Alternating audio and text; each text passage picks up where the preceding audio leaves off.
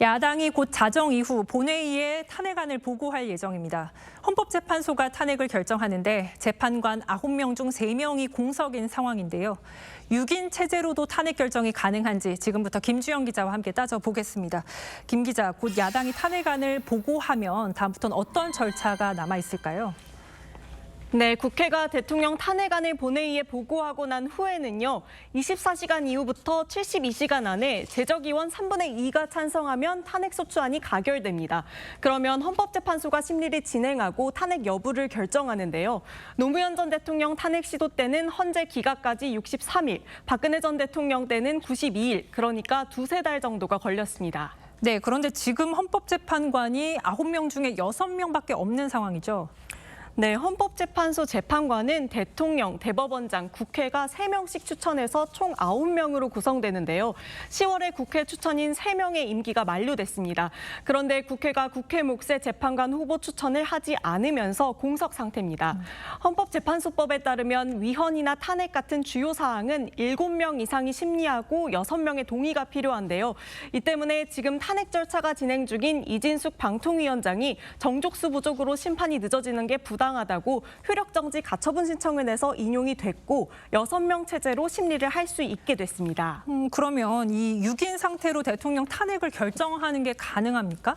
네, 이게 일단 법조계도 유례 없는 상황이라 의견이 완전히 갈렸는데요. 먼저 일부는 현 상태라면 6인 체제로 탄핵 심리도 가능하고 6명이 만장일치하면 탄핵 결정도 가능하다고 봤습니다. 6명이 다 탄핵 의견을 낸다. 그러면은 대통령이 그 사고 신상을 일찍 종식시키겠다는 의지가 있더라면 결정을 할 수도 있을지 모르죠.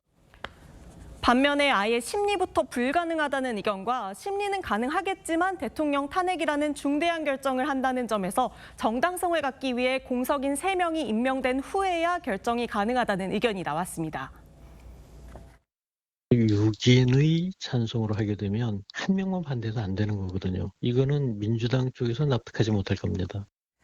네, 의견이 이렇게 갈리면 헌재가 섣불리 6인 체제로 심리에 들어가긴 좀 어려울 수도 있을 것 같다 이런 생각이 들기도 하는데 공석인 3명을 채우려면 어떤 과정이 필요한가요?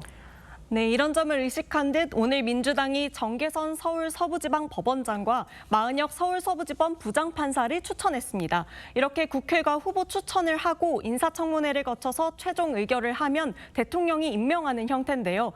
국회가 탄핵소추 의결을 하는 순간 윤석열 대통령은 권한을 잃기 때문에 한덕수 국무총리가 임명하는 식으로 진행될 전망입니다. 네, 마지막 절차가 대통령, 아마도 권한대행인 한덕수 총리의 임명 절차라는 건데 임명을 안 하고 버틸 수도 있습니까? 박근혜 전 대통령 탄핵 때 박한철 헌재소장이 탄핵 심리 중 임기가 만료됐었는데 후임 임명을 안 하고 8인 체제로 최종 탄핵 결정이 나왔습니다. 근데 이때 박한철 소장은 대통령이 추천했던 인사라 후임자를 권한대행이 임명하기 어려워서 공석으로 뒀던 거고 이번 3명의 경우에는 대통령에게 거부권이 없는 국회의 추천인이나 변수가 없는 한 임명은 그대로 해야 되고요. 이르면 한 달 정도 안에 전체 임명 절차가 가능하다는 전망이 나옵니다. 네, 국회에서 탄핵안이 처리되더라도 많은 과정이 남아 있군요. 김 기자 잘 들었습니다.